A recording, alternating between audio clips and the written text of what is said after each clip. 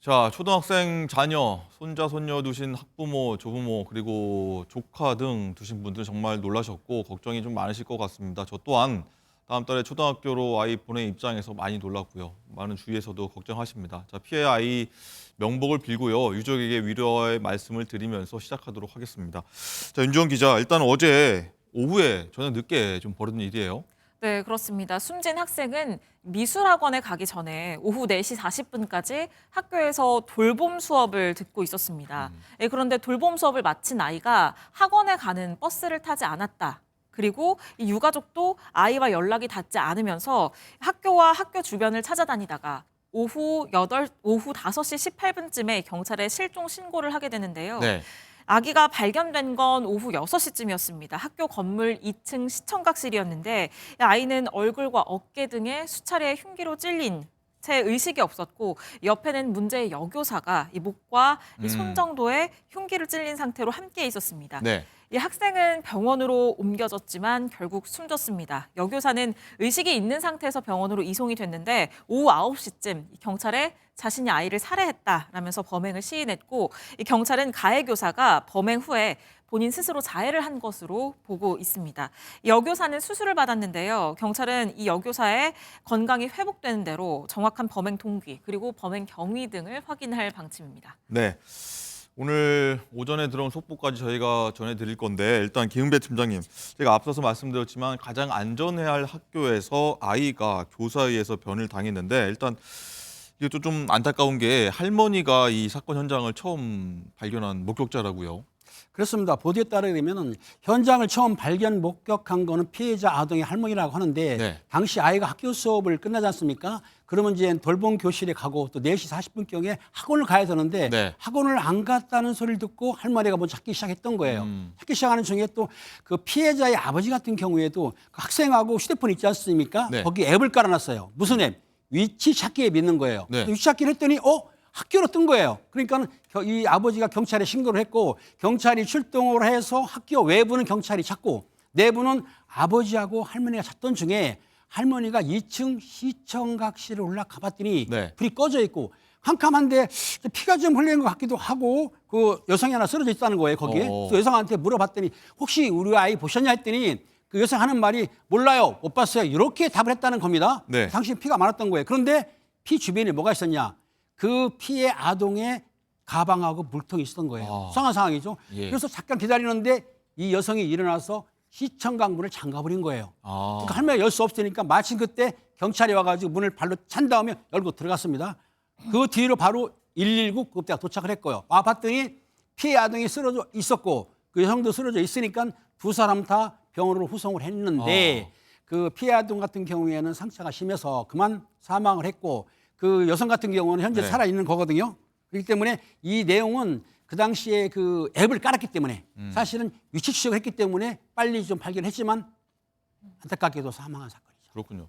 이 피해 아동 핸드폰의 어플리케이션, 그리고 아버지와 피해 아동 아버지와 그 어플리케이션 연결돼 있었는데 윤주원 기자, 일단은 그 위치 추적 말고도 휴대전화 이 주위에 있는 이 소리들을 피해 아동 핸드폰으로 다 들어와서 아버지가 들을 수 있었다는 그런 얘기도 있어요. 네, 그렇습니다. 이 휴대전화에 깔려있는 어플리케이션이 자녀 보호 기능 어플리케이션인데요. 그렇다면 전화를 하지 않더라도 그 휴대전화 주변에서 무슨 소리가 나는지 소리를 네. 들을 수가 있었습니다.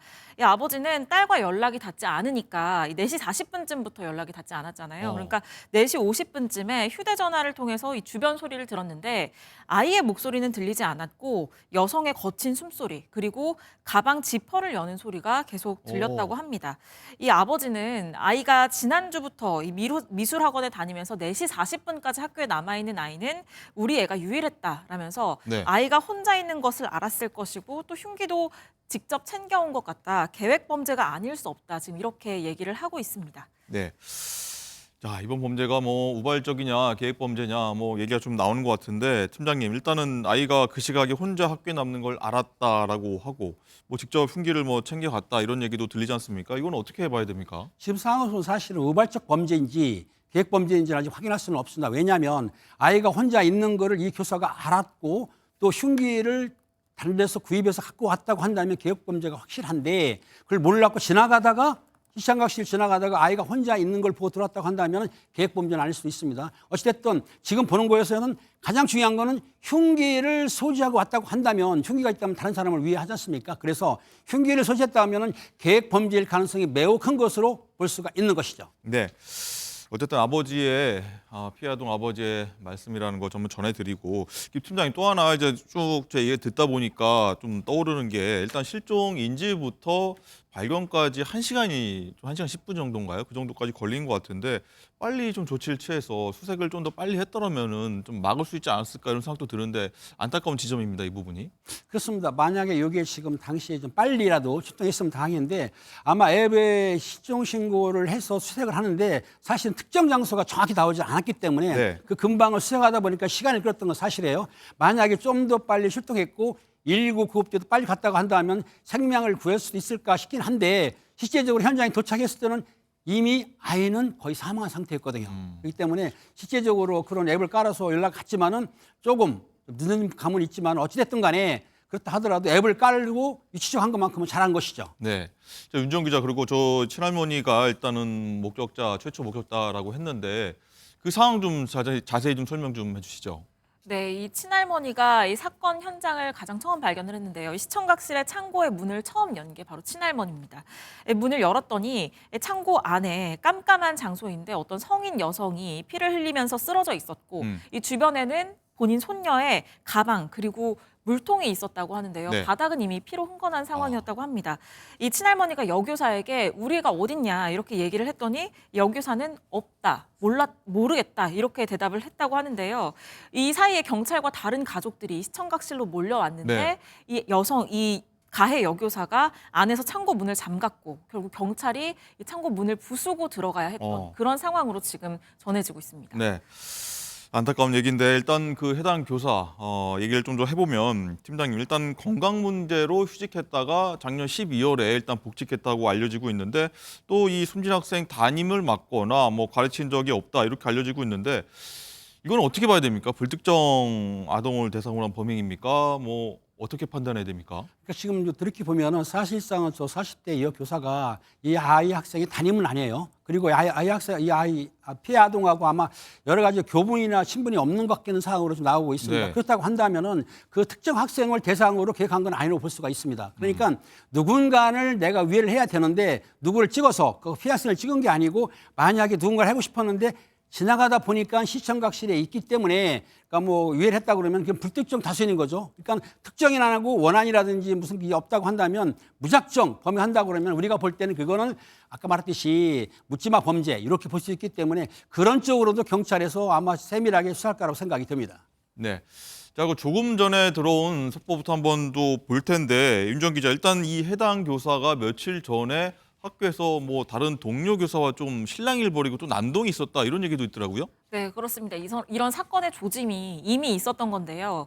이 사건이 발생하기 나흘 전, 그러니까 지난 6일에 이 교사가 폭력적인 성향을 보였고 네. 이게 굉장히 좀 당시 상황이 심각했던 걸로 보입니다. 이 지난 6일에 이 동료 교사의 팔을 꺾는 행동을 한 건데요. 네. 이 여교사가 당시 웅크리고 앉아 있었더니 다른 동료 교사가 무슨 일이냐 이렇게 물으러 왔는데 당연한 일이죠. 네, 이 동료 교사의 팔을 꺾고 난동을 부린 겁니다. 그래서 주변에서 다른 동료 교사들이 이걸 뜯어 말렸어야 할 정도였다고 하는데 당시 경찰의 신고는 이뤄지지는 않은 걸로 지금 전해지고요. 네. 이후에 학교 측에서는 이 해당 교사가 지난해 말에 지금 건강상의 이유로 휴직을 했다가 복직을 했기 네. 때문에 다시 휴직을 해라 이렇게 강하게 권고를 했고 또 복직과 관련해서도 이 대전시 교육청에 대책 마련이 필요하다 이런 입장을 전달을 했는데 교육청은 같은 병력으로 더 이상 휴직을 하는 것은 불가능하다.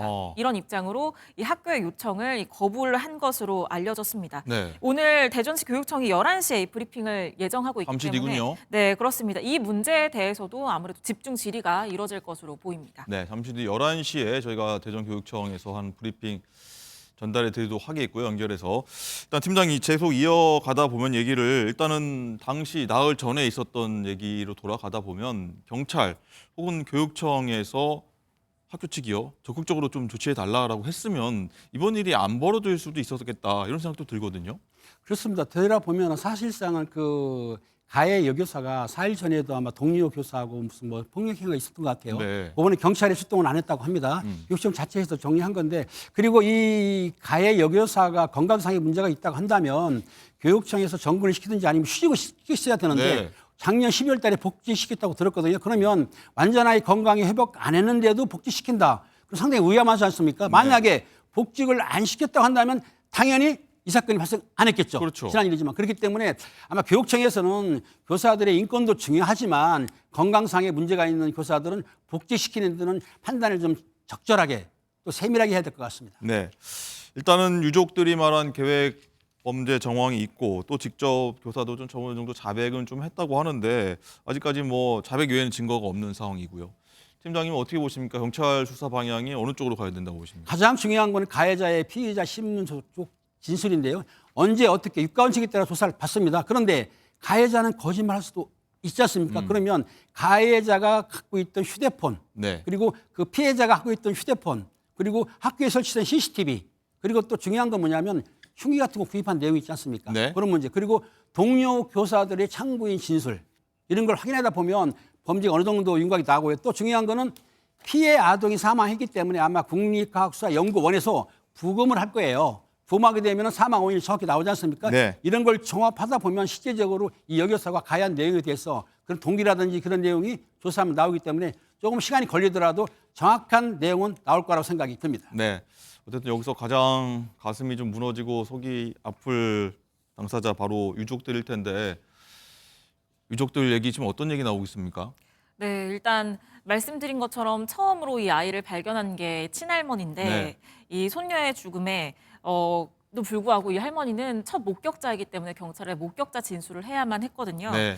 그런데 이 당시까지만 해도 이 사건 직후에 이제 취재진들이 물었을 때까지만 해도 이 할머니가 하나도 실감이 나지 않는다. 금방이라도 할머니 하고 올 것 같다. 이 말만 되풀이를 했다고 하고요. 네. 또 응급실로 이 학교 교직원들도 찾아왔다고 하는데 당시 일부 유족은 굉장히 슬픔과 흥분에 사로잡혀서 아이 하나도 지키지 못하고 여기가 어디라고 왔냐 이렇게 얘기를 하면서 강하게 밀치기도 했다고 합니다. 시신이 응급실에서 나와서 이 장례식장으로 들어갈 때 이 아이 어머니가 정말 오열을 했는데 네. 이 아버지는 본인도 마음이 너무 힘들겠지만 아내를 애써서 달래면서 토닥였다고 하고요. 또 이 아이가 지금 동생이 있는데 이 둘째 딸이 아무래도 이 충격을 굉장히 크게 받을 수도 있지 네. 않겠습니까? 그렇기 때문에 이 A 양의 아버지는 병원에서 이 언니가 영양주사를 맞고 갈 거다. 그러니까 집에서 조금만 기다려라. 이렇게 애써 자기 아이, 둘째 아이도 다독이고 그랬다는 내용이 지금 전해지고 있습니다. 네. 피해 학생의 아버지는 이 기자들과의 인터뷰에서 교사가 자기 분에 못 이겨서 아무 죄도 없는 우리 아이를 죽였다라면서 또 다른 피해자가 나와서는 안 된다 이렇게 강조했습니다. 그렇군요. 너무 안타깝습니다. 어쨌든 이 새 학기가 사실 뭐 보름 남짓 정도밖에 남지 않아서 이 학부모들, 조부모들, 뭐 초등학생들도 마찬가지로 이 소식을 접했을 것 같은데 굉장히 걱정하고 좀 겁이 난다 이런 생각을 할 것 같은데 학교에서도 어쨌든 안전 점검 좀 밑에서 해야 될 것 같고요. 오늘 오전에 최상목 대통령 권한대행도 여기에 대해서 언급을 했습니다. 어떤 얘기인지 한번 들어보시죠.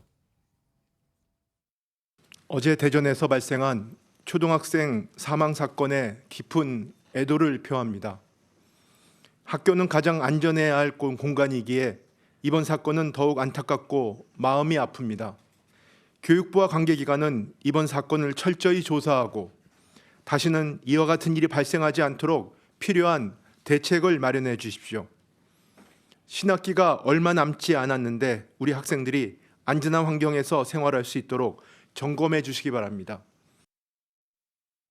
네, 김배 팀장님 일단은 과거에도 뭐 이런 일들이 좀 왕왕 있긴 했었지 않습니까? 어쨌든 많은 분들이 좀 걱정을 할 것 같은데 불안감에 많이 휩싸일 것 같고요. 어떤 부분을 앞으로 좀 신경 써야 될 것 같습니까? 그렇습니다. 지금 시민 학부모들이 학교가 안전하지 않으니까 걱정이 많은데 네. 가장 좋은 것은 그 학교 입구에 검색대를 설치하고 교실마다 경찰관을 배치하면 되는데 네. 사실상 이거 힘들지 않습니까? 그렇죠. 그렇기 때문에 학교를 개방하는 과정에서 외부인들 들어오지 못하게 하고 또 들어온다 하더라도 수십 번 검사를 하고 또 그리고 수업 중에는 외부인들이 못 들어오게 어느 정도의 강구를 해야 될 것 같고요. 또 중요한 건 뭐냐면 학교 시설을 개방한다 하더라도 개방하는 차원에서 시민들한테 도움이 될지 모르지만은 학생을 위해서는 좀 엄격하게 선별을 해야 되고 다시 한 번 말씀드리지만은 학교는 공부하는 곳이지 않습니까? 거기에 일반인들 개방한다 하더라도 제 생각에는 어느 정도 소지품 같은 정도까지는 좀 검색하는 게 어떨까 음. 그 생각이 드는 것이기 때문에 이번 사건으로 안타깝게 또 그 피해 아동이 사망을 했는데 학교는 학교입니다. 공부하는 곳이기 때문에 최대한 보호를 해야 된다고 생각합니다. 알겠습니다. 잠시 뒤 11시부터 초등학생 피살 관련해서 대전교육청에서 사건 브리핑이 예정돼 있으니까 저희가 현장 연결해서 어떤 얘기가 나오는지 한번 들어보도록 하겠습니다.